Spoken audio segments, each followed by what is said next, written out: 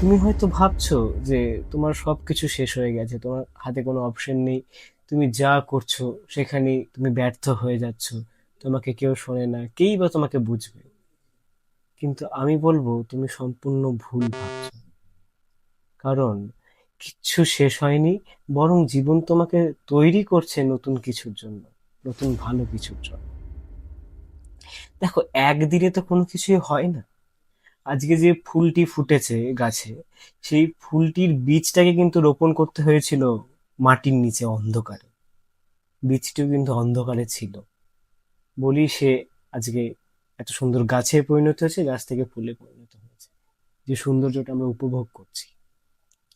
অন্ধকার যদি না থাকে তাহলে আলোর স্বাদ কিন্তু আমরা পেতাম না। অন্ধকার যদি না থাকতো আলোর স্বাদ কি পেতাম?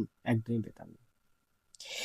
তুমি আজ যেভাবে লড়ছো, যে কষ্টটা তুমি সহ্য করছো, সেটাই একদিন তোমার শক্তি হবে। তুমি হয়তো এখন ফল পাচ্ছ না ঠিকই, কিন্তু প্রতিদিন একটু একটু করে সবকিছুই কিন্তু বদলে যাচ্ছে। তুমি হয়তো লক্ষ্যই করনি। একটা কথা মনে রেখো, সফল মানুষ আর সাধারণ মানুষের মধ্যে কিন্তু পার্থক্য এক জায়গাতেই। যখন অন্যরা হাল ছেড়ে দেয়, যখন অন্যরা ভাবে যা আমি আর পারছি না, আমার আর কিচ্ছু করার নেই, আমি আর এই জিনিসটা করতেই পারবো না, তখন যারা সফল মানুষ হয় তারা সেই কাজটিকে দাঁতে দাঁত কামড়ে করে যায়।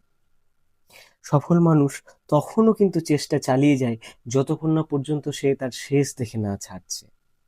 হয়তো আজ তোমাকে কেউ বিশ্বাস করছে না, কিন্তু একদিন তোমার কাজই প্রমাণ করবে।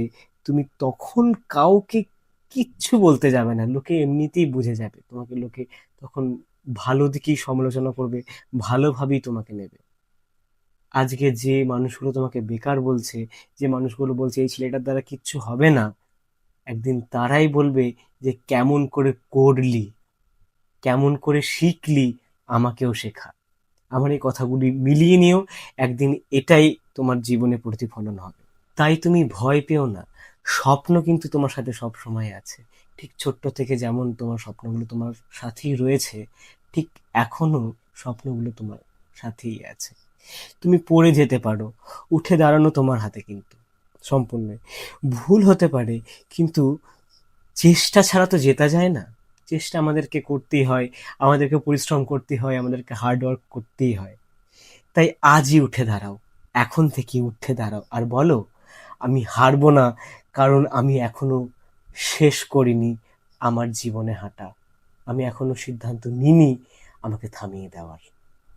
অবশ্যই আমার এই কথাগুলি ভালো লাগলে আমার চ্যানেলটি সাবস্ক্রাইব করে আমার পাশে থাকবেন, এবং আপনারা কমেন্টে জানাবেন যে আপনারা কোথায় থেকে ভিডিওটি দেখছেন। সবাই ভালো থাকবেন, সুস্থ থাকবেন। যে কোনো পরিস্থিতিতে আপনাকে নিজেকে শক্ত রাখা আপনার কর্তব্য।